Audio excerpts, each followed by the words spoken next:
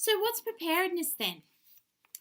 Preparedness, there's a couple of different definitions that I've got here on the first slide. Preparedness involves actions to ensure that when an emergency occurs, communities, resources, and services are available and capable of taking appropriate actions for response and recovery. Another definition says it's a state of readiness to respond to a disaster, crisis, or any other type of emergency situation. So we have things like what we can see here in this graphic on the slide, where someone has what's called a go bag. Now, this is something that we teach young people about in schools. It's something we also teach people about, adults about in local communities and so forth. You have a go bag. Now, a go bag quite literally means you've got everything packed into a bag that is absolutely essential and that you can just literally grab this bag and go in the event of an emergency, right? So this is a really good example of what it means to be prepared and what we think about when we think about preparedness. As per everything else, preparedness involves specific people and implies specific activities. So it involves individuals, obviously. That go bag is a good example of preparedness at the individual level. It involves private sector as well as some public sector organisations, government organisations, non-government organisations, and a whole range of others. All organisations are susceptible to disasters and catastrophe and therefore must initiate and coordinate preparedness activities in some form or another. This is regardless of whether or not you're a pharmacy or a childcare centre. Every organisation needs some sort of preparedness process depending on what type of emergency is in place. So if you go along to a public seminar, they'll usually start with a bit of housekeeping and they'll talk about how you've got emergency exit routes and so forth that you need to follow in the event of an emergency. That's a very common procedure that helps people just a little bit with preparedness depending on what the circumstances are at that particular point. So what types of activities does preparedness involve then? Well, again, a whole range of different stuff. But essentially, this little graphic demonstrates the types of things that we're talking about. We're talking about a go bag. Again, this is all of the things that you might need to think about in terms of at an individual level, that things that will help in the event of an emergency. You know, having a cellular phone, making sure you've got a flashlight of some sort, a first aid kit, disposable gloves, cold pack, running shoes, all sorts of different things. But this is just, it's a tiny little graphic that I thought was good at demonstrating how this can sometimes be focused on an individual level. But it's also things like stockpiling of essential items such as generators and different types of medicines in the event of an emergency. Education and training programs is another one. A great example that sort of intersects between the two of these was what happened recently in Australia, which was called an asthma storm. I'm not sure how often these happen, but this was one that got quite a bit of in national attention, not so much international attention. So it was a perfect storm, so to speak, because all of the different factors came together at the same time in Melbourne to create a climate that impacted people with asthma in the most perfect way. So quite a few people died. Lots and lots of people needed to be hospitalised because they couldn't breathe in that particular environment. One of the things that they really struggled with was not having enough of particular types of medicines on hand in the hospitals in order to administer to these people on an en masse basis. So they only had a certain amount of particular types of medicines that we need for asthma. And they found that they were running out and they couldn't actually provide people with critical care because they didn't have the required medicines in stock. Education and training programs, of course, come into this particular example because realistically, how often, A, would that actually happen, but B, how often would that be something that people think about as on a day-to-day basis? Well, I might wake up today and I'm confronted with circumstances that would genuinely be what we would consider to be an asthma storm. And I could die of an asthma attack before the end of the day. What are the different things that I can do in order to stop that? So that's the type of stuff that we think about when we think about preparedness. Interoperability is absolutely crucial with preparedness, and this is where this stuff happens on a much broader scale than in the other areas, and I'll talk about this a little bit more in a moment. But emergency operation plans, strategies, policies and practices are the vital, literal backbone of this type of work. People have relationships, be it local government and other organisations having local relationships, and they know what their role is in the event of an emergency, and when that happens, they just spring into action. They don't need to be told. So all of this is preparedness in some way or another. Arguably, it's probably one of the areas that would require considerable amounts of funding in order to make it work appropriately. Testing of procedures through exercise programs is very, very important, and I'll chat about that more in a tick. Public communication programs is really important as well, particularly when you want to get a certain message out to the community, and social media often feeds them the incorrect information depending on what the circumstances are. So there needs to be processes in place with those strategies and plans. I'll just add two words together, why not? Those strategies and plans also need to be focused on communication, so the people involved know this is the message I need to get out, and I'm the only person to provide that message, and where they need to get that message to, and how they need to get it out, and all of those things. There's whole plans dedicated just to that alone. Warning systems such as telephone-based warning systems, using things like mobile phones and getting, TAS alerts and so forth. All of that stuff intersects with that in some ways. And of course, situations where they have emergency alerts, where they have tsunami alerts, all of those things are involved in that as well. And then we have critical infrastructure resilience planning and cooperation undertaken by all levels of government in partnership with the private sector. And that's, if you look at that critical infrastructure strategy, I think it's called. I'm struggling to remember that one. I'm pretty sure that's what it's called. That covers, it tells us in Australia about the relationships that exist between local government, state government, federal government, and those organisations and different types of businesses, so that we can ensure that if critical infrastructure is damaged, we can get it up and running as soon as possible. So if we have a look at, just very briefly, an example from overseas, because a systems approach is actually quite common. And FEMA, which of course you'll recognise from the US, uses one of these systems approach.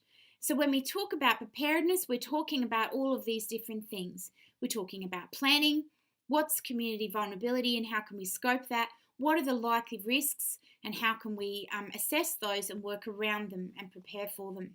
Step 2 is looking at organisation and equipment, so organising people and agencies to come together and initiate response and recovery activities, making sure that we've got different types of equipment. So it could be protective equipment, communications equipment, search and rescue equipment. And it's not just protective equipment for the community, it's also protective equipment for the responders in those circumstances as well.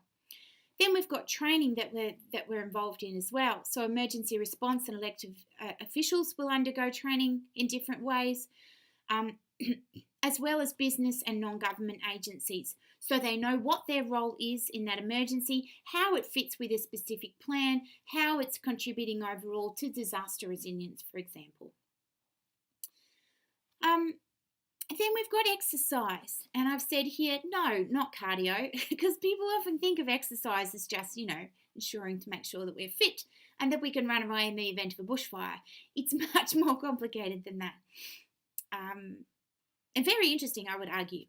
It's about practice. It's about practicing what we do and doing this in very often to ensure that when it comes time to deal with that particular natural hazard, because we know that it's likely in certain areas, that everyone knows what they're doing and how they're doing it. So using drills, tabletop exercises, or desktops as they're called here more commonly in Australia, functional exercises, full-scale exercises, and so forth. But I will talk about that in a little bit more detail in a tick. And of course, step 5 is evaluation and improvement. How did we go? Did we totally screw it up? Did we do all right? All of these questions are things that we can often ask in the process of looking at our preparedness. And that's why this systems approach can be quite useful. Lessons learned, and of course looking at after action reporting, because there's a whole range of different people that need to report back on what they did and how they did it. As I said before, exercising is a massive focus of preparedness. We can do this via drills, which is very, very simple. It can often mean basic things like ensuring that different types of fire drills are working. Testing, every year you'll test, or even every few months, sometimes they'll test the alarm systems in different organisational buildings. I know they do it quite often in universities. And they'll go through the process of drilling people to get out of the building in the event of some sort of emergency where the building needs to be evacuated. So drills will be controlled, supervised by which a single disaster management operational function is practiced or tested. So evacuating a building. Then we've got tabletop or desktop exercises, where it looks at how officials can practice components of or the full activation of the emergency response plan within the confines of a controlled low-stress discussion scenario. So this will often happen, police use this quite often, and this is in fact something that we will go through in an inspector's course, for instance. They will go through a mock scenario. They'll have all of these people that are working alongside them, and there's people in another room and they're feeding them information about this particular scenario. So the scenario is literally all planned out before they even start. And then they'll step through those different processes in the scenario in order to test that person and see whether or not they've got the capacity to, respond to that emergency or that crisis in that situation. But I wouldn't argue perhaps low stress. It's obviously going to be much higher stress in the real incident, but for the most part, it does put people under pressure in order to fully figure out whether or not they've got the capacity to do that type of work. And there's functional exercises which focus on simulating an event to which responsible officials all must respond. Test a full range of associated activities that together fulfill a greater overall response purpose. So this is pretty huge. It requires a lot of people, often involving local government, sometimes even state government, sometimes even federal government, depending on how far you go. But these will generally be more locally based, and it'll involve local organisations working with other first responders, for example, to go through or run through this functional exercise. It tests a full range of associated activities that together fulfill a greater overall response purpose. And of course, then we have what's called the full-scale exercise. This is a scenario-based event that seeks to create an atmosphere that closely mimics an actual disaster. These things cost a lot of money and they take a lot of time to set them all up. So governments, local, state, and sometimes federal, will spend a huge amount of time and effort organising the scenario of this full-scale exercise so that everyone's on board.